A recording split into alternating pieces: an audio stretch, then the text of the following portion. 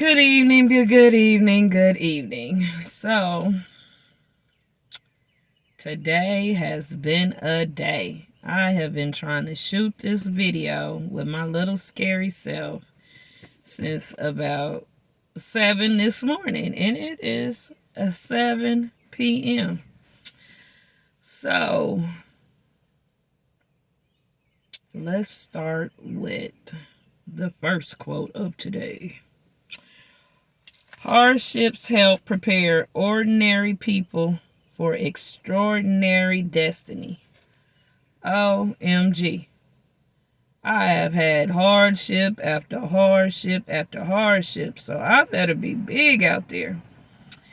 Anyway, so on this journey, we're going to tell you how it started. How I got to the conclusion I want to be a comic. So, when COVID happened and we got shut down in March 2020, I didn't have work to run to. So I've been doing hair for 25 years and it has been fun. It has helped me raise my kids, helped me take care of my grandkids. I've had a ball. I've made a good life just off of hair. And so when I didn't have hair to run to, I was just sitting there, and being a survivor of childhood trauma, I started having anxiety attacks. I started having nightmares. I started having memories. It was like little flashes, you would think you was watching a movie or something. So then, I got dumped. Can you believe it? Slowpoke got dumped. I got dumped. It was really, really sad at the time. It's hilarious now. That's how you know you healed, when you can laugh at it. So I got dumped, COVID, and then I wasn't healed, so I jumped into another relationship because, I didn't want to be still and learn me. So I had asked God to fix me, what's going on? And so in one of my journals, I had said I wanted a women's shelter because I remember staying in them when I was little. And I remember standing in line for Christmas and Thanksgiving. And I was like, God, where are all the other little kids that used to be at the women's shelter and at all the poor people places? And I had wrote in my journal that I had wanted a women's shelter, or at least a home when you age out of foster care, because you still be needing help from 18 to forever. And so I had wrote that in my diary, and lo and behold, not even 4 months later, I needed a women's shelter. Oh my God. So let's just put it out there. I am a survivor of a drive-by. My house was shot up in a drive-by. The first bullet went through my headboard, and then the rest of the bullets went to the living room, and then my youngest son's room was shot all the way up. It is nothing but the grace of God. He is still here. So I remember being asleep, and the kids was yelling, "Mama, Mama, get down, get down." But you so pumped with adrenaline, you like, what? So I remember I got up. They had sped off. I sat on the back of my truck bed and waited for the police. It took an hour for them to come. So they came. It was this guy. He did not look like he was from Kansas. He looked like he was from a big city. He was just too nonchalant. He passed me the card. He was like, here's victim assistance. Give them a call. They'll help you. Okay, so he leaves. We tried to clean up the glass, everything. So immediately I was scared for my youngest, because you know, young people, they on some revenge stuff. And so I had to call my favorite baby uncle that saves me from everything. He shows up in the middle of the night, and before my son could even get up and try to retaliate or anything, he was whisked out of town. Because I lived in Kansas City, and to me, when you I lived on the Kansas side, so it wasn't no move to the Missouri side. Like, he still would be in danger. So we came to Omaha like overnight. Life was perfect. And then the next day it wasn't. And then I was homeless. OMG. That was the worst thing I had ever been through, because I ran home to mama and I asked for help. And we got there, we loaded all the stuff in storage, and we got to her house and we was cool. I hadn't lived with my mom since I was about 16, like, if that. And then I just never really lived with my mom. We always lived with somebody, or I was with my grandma, or I was just out in the streets. And so it was awkward for everybody. So we get there, we get settled, and she had kept saying, well, you got 14 days. I'm so traumatized from the drive-by. I'm like, everybody hide out their family. You know, this is an emergency. Like, I need more than 14 days. So, long story short, on the 14th day, she put me and my kids out. So we went to the uncle's house. Me and one son went to the uncle's house, slept on the same couch. Oh my God. The other son went and stayed with my oldest son. So that was cool. He was working. So then we left from there. It just got uncomfortable. It wasn't no more room. So we ended up at my auntie's house, which is so funny because the cycle started all over again. This is the same auntie that took care of me when I was a baby. Like, I would just get dropped off and she would pick up the pieces as a teenager and take care of me. And so I had got to her house. I didn't have nowhere to go. We had stayed at like a motel like the night before. And I have been out there. Like, I have experienced life. It was a horrible hotel. Like, I was scared all night long. And like, my son wanted to sit in the trunk and listen to music. And I was scared that the people was finna get him.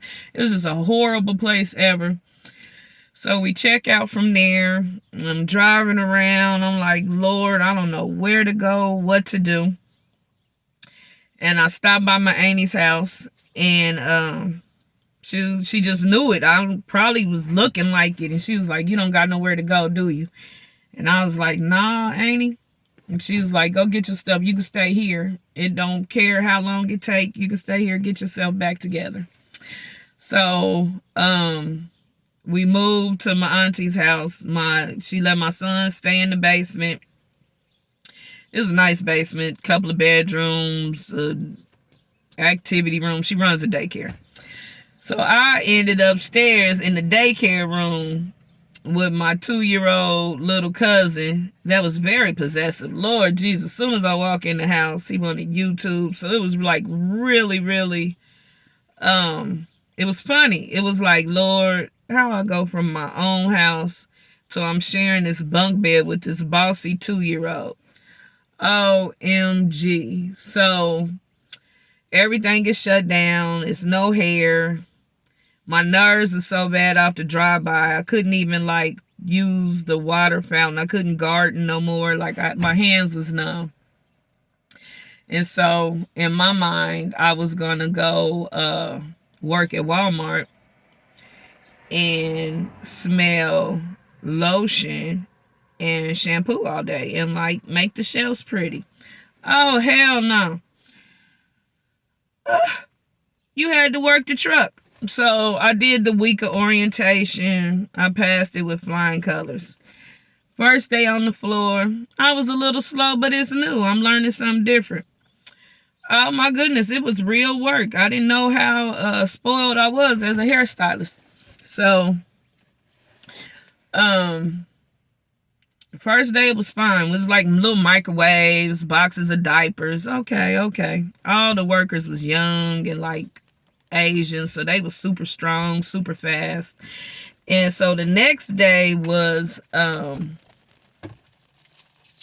vacuum cleaners and Christmas trees. Oh, hell nah. Anybody that knows Slowpoke knows she do not. These arms are big, but they have no muscle in them at all. It's like fluff. So, I was like out of breath, about to die. The little baby was like, over there. Water, fan, cool off. And I was like, oh, I'm sorry. So I stood back and I looked and I was like, I can go back and do hair because we moving out fast. We bumping into each other. We ain't got no mask on. And I was tired when I would be out on the floor stocking the shelves. The cashier's just sitting there reading romance novels. And I'm like, damn, I should have been a cashier. So, long story short, I would go home to my aunties every night for like a week and cry because I hated this Walmart job. My nerves is bad. I'm still traumatized from the drive-by. It just was really horrible. And so, I started trying to get my Nebraska license. Let me tell you. Slowpoke be on some shenanigans for real. So when I was about, I had to be under 21. Anyway, I went to the mall with a friend, bought a jacket, threw my receipt away. OMG, big mistake. Keep everything now. So, the person I went with had a little scam going with the cashier. It was like a Von Mar or Yonkers, one of them fancy stores. So, we stuck out like elephants just anyway. And her and the cashier had a little scam going, and I was with her. I threw my receipt away. So they didn't believe me when I'm like, I bought my shit. Yeah, no, it didn't go that way.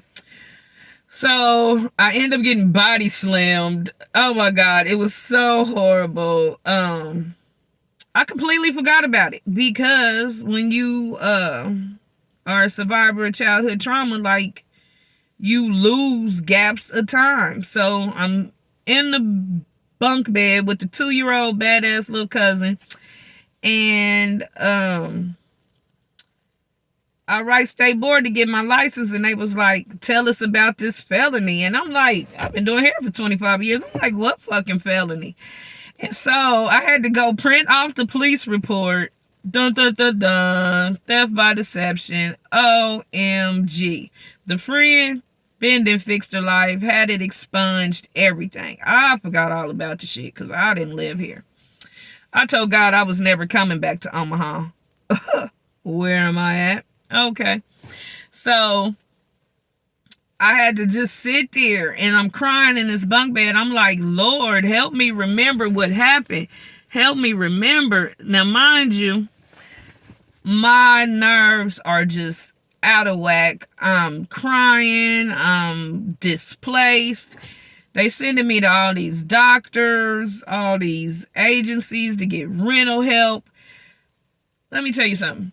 You are not even counted as homeless if you are couch surfing. They only count you homeless in the United States if you are actually on a bench. If you are staying with family, they don't count you as homeless. So that's like a whole population of people that's not even being counted. And I'm arguing with these people like, yes, I am homeless. I ain't got no damn key to put in the door. They wasn't feeling me. So that was like even more crappy on time So then I went to the doctor because my high blood pressure was just, everything was just out of whack because my whole life had just changed overnight. And so, you know, the little questionnaire, do you feel depressed? Do you feel hopeless? I answered yeah to all that shit. I'm like, we telling the truth today. They was like, we need you to speak to somebody now. So I go speak to the person. I go visit them weekly, but you know, I wasn't ready for therapy. And then my life was just so freaking ratchet. It sounded like a Tyler Perry movie on the Zeus network, like how low can you go?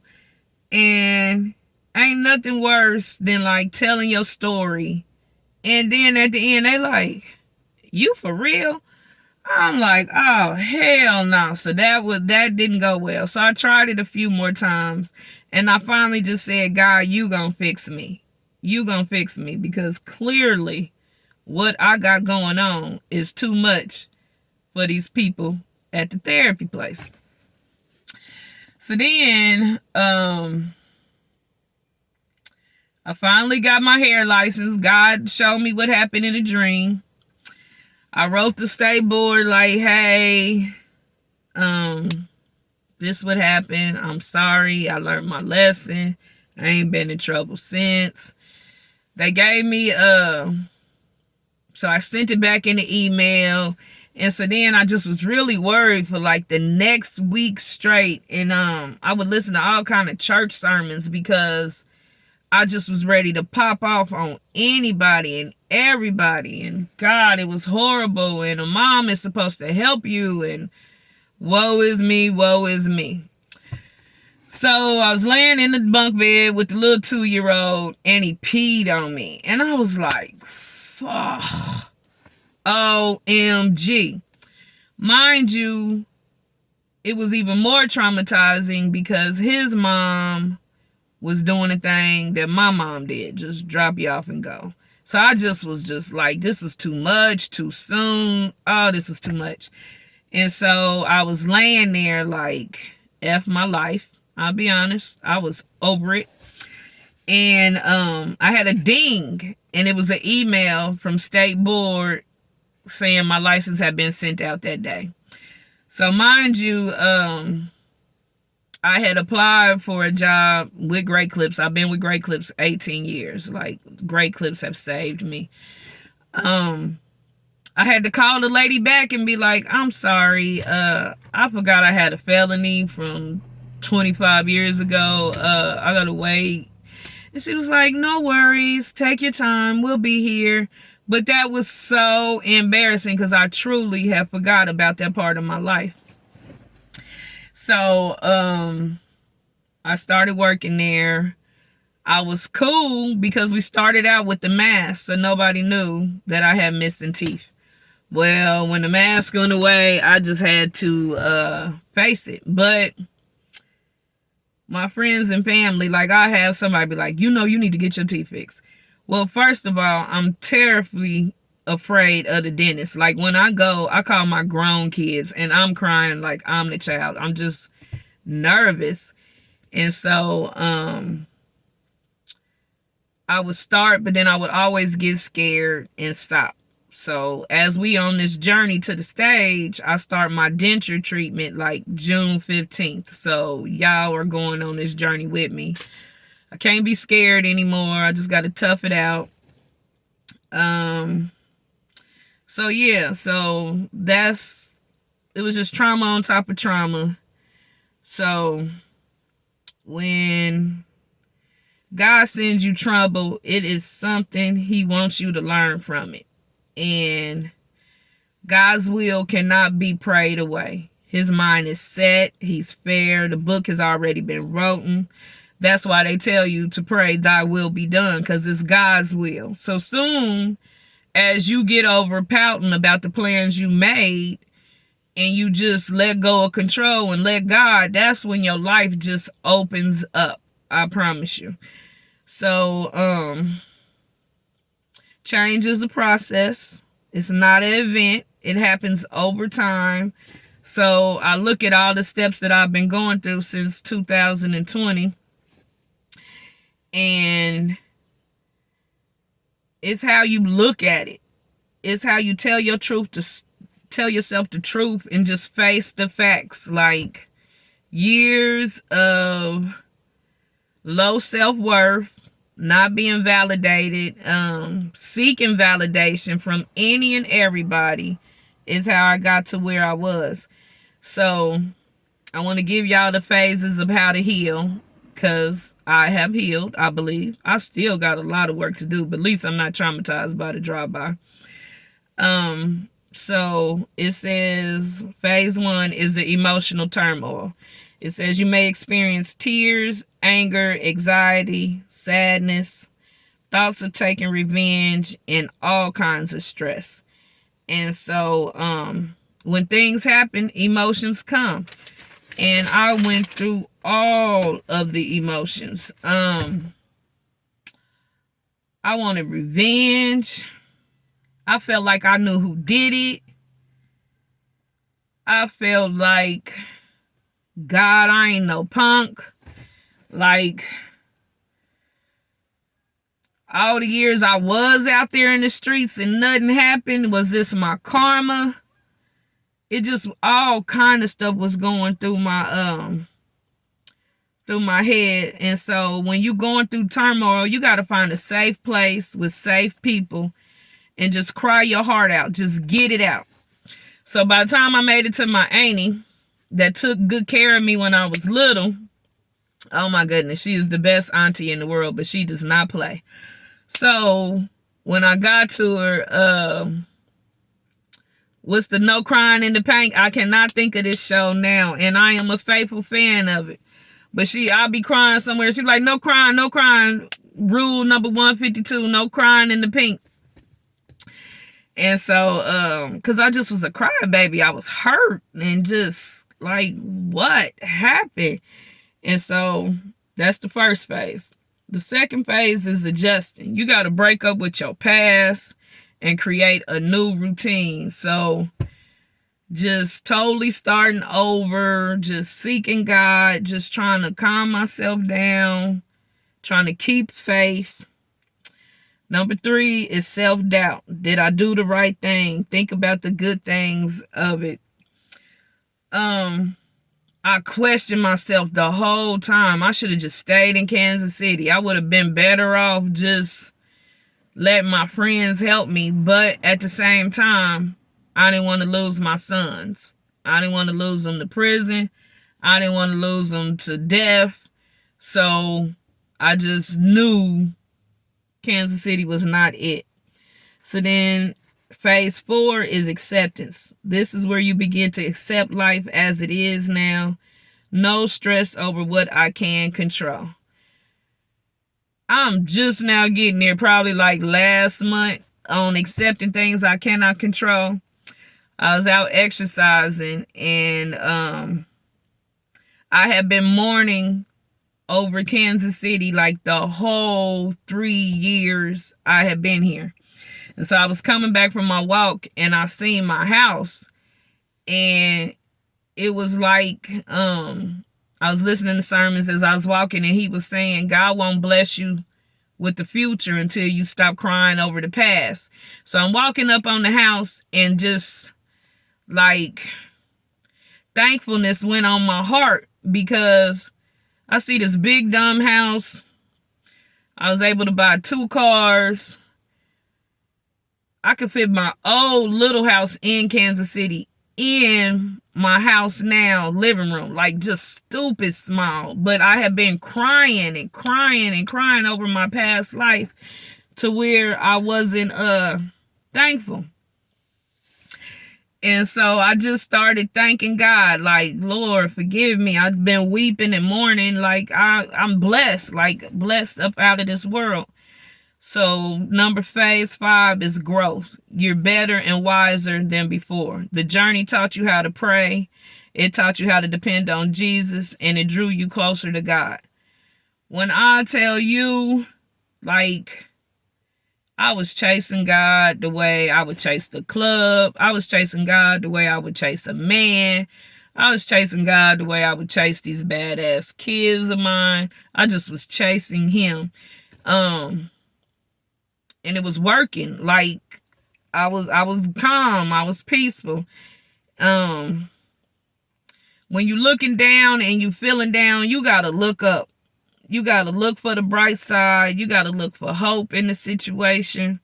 You just gotta keep looking up. Do not look down. Do not get stuck. You gotta get up. You gotta reposition yourself. Depression makes you want to stay in your situation. Do not give up.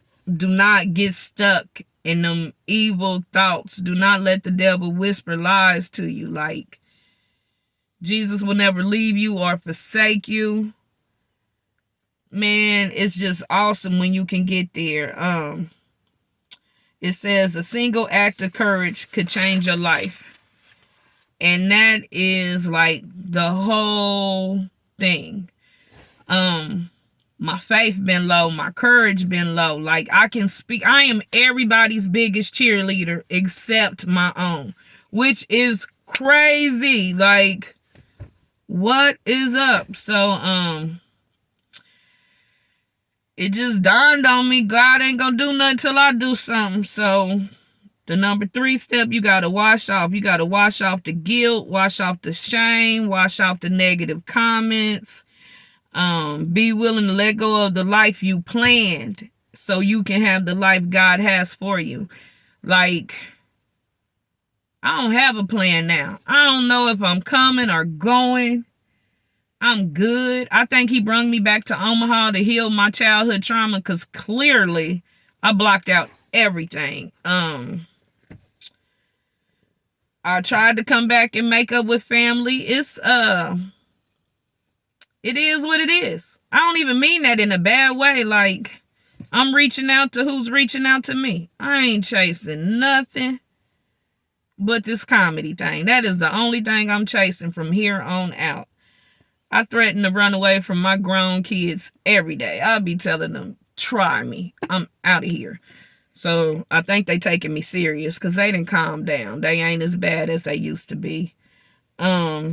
It says you have to anoint up. Anoint yourself. Don't look like what you've been through. When you look hurt, you attract hurt. You're not healed. It's like ripping the Band-Aid off. And it's like people can tell you hurting. So everybody ain't got a good heart. And they just come after you. And then number 5, it says dress up. Change your clothes. Take off the grave clothes. The grave clothes represents the things you used to do when you were spiritually dead. You're supposed to get up, praise God. Something wakes up inside of you when you think about the healer instead of the sickness.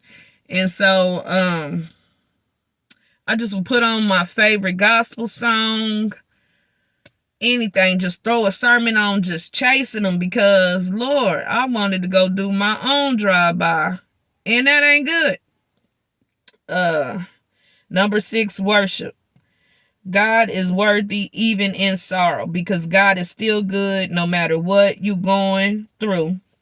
Be thankful, because it could be so much worse. And you got to be thankful for what's left over. Like, be available to change. Be available to try again. Then they say the next stage is to eat up. Recovery requires you to feed yourself for where you're going. What's feeding your spirit? Your spirit. Champions eat different than regular folks. Get up with your loss. Take your loss with you. Do not lay down with your loss. Do not sit there. Woe is me. Oh my God, what I'm going to do? Get up and take it with you. So my thing is, I'm not searching for content to teach y'all or anything. I'm just, if I catch it, if it pull up in my driveway and park, I'm going to share it with y'all. Hopefully it helped. A customer laughed at me today because I told him I call my people the VIPs. Y'all are very important people to me, because y'all walking this journey with me. We on this road together.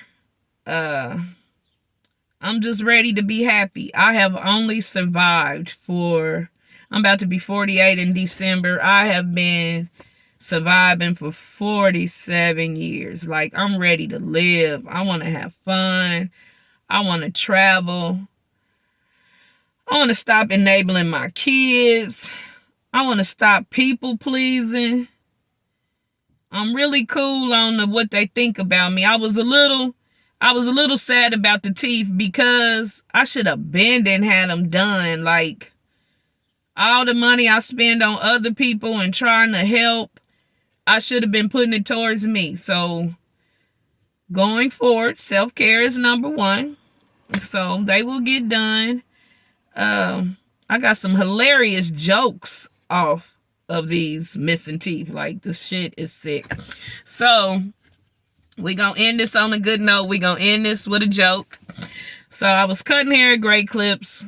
First, let's tell you how I chipped my tooth. Like, I swear, I just drunk Mountain Dew for a year. That eats everything. Oh my God. And I already had like a little gap, so that just started chipping away. So one day I was in my office. I always work my way up to management because I don't like nobody to tell me what to do. So I was in my office and I was eating this chicken. And I heard a crunch. Oh my God, my fucking tooth broke off. Lord, when I tell you I hid in that office for 3 hours, I know it was dark by the time I got home because I just was so self-conscious. And then I would not leave the house. I just would go to work. I wouldn't go to no motorcycle parties. I wouldn't go over nobody's house. Oh, family is the worst. Girl, you need to get them teeth fixed. Girl, you need to get them teeth fixed. It just was horrible. But I wouldn't miss work. So I'm at the Great Clips. I'm cutting this little bitty baby hair. She looked like the little girl from Curly Sue. Beautiful, beautiful curly hair. Little girl from Curly Sue. So I'm cutting her hair, talking little baby talk to you. What grade you in? All of this. And so her dad is like standing over my shoulder. That was back then. Now I don't play that shit. You gotta go sit in the lobby. He was standing over the back of my shoulder and I'm cutting the little baby's hair. And she said, "Did you get a lot of money?" I'm cutting. I'm like, what the hell is this baby talking about? She said, "Lady," I said, "did you get a lot of money?" I said, "From who?" She said, "The Tooth Fairy." I said, "Oh." I clutched my pearls. The daddy was like, "Oh my God, I'm so sorry. I'm so sorry." I was like, babies don't mean no harm. Oh, but I could have fought that little bitty baby. But that's just a joke because I can laugh at it now. I was pissed back then. But now I think about it, out of the mouth of babes. They innocent. They don't know no better. She want to know how this grown lady ain't got no teeth and did the Teeth Fairy leave her a lot of money. I had to tell the baby, no, not this time, but maybe next time. So I made it through that haircut. I think the dad tipped me really good. Anyway, I've had that story for forever. You just have to make the best of it. So that's it, my little VIPers. I love y'all. Hey, this is day 2. I done it. So it'll get better later, I'm trying to get the little backdrop in the room together. So that's why we in the Car Chronicles. But hey, I still did the video. They say the first 20 videos don't even count. So please be patient with me. I really want to do this. I really want to take it serious. I want to be a YouTuber and I want to be a stand-up comedian. I'll cut hair on the side. I don't think I'll ever stop doing that because it's been good to me. Love y'all. Good night.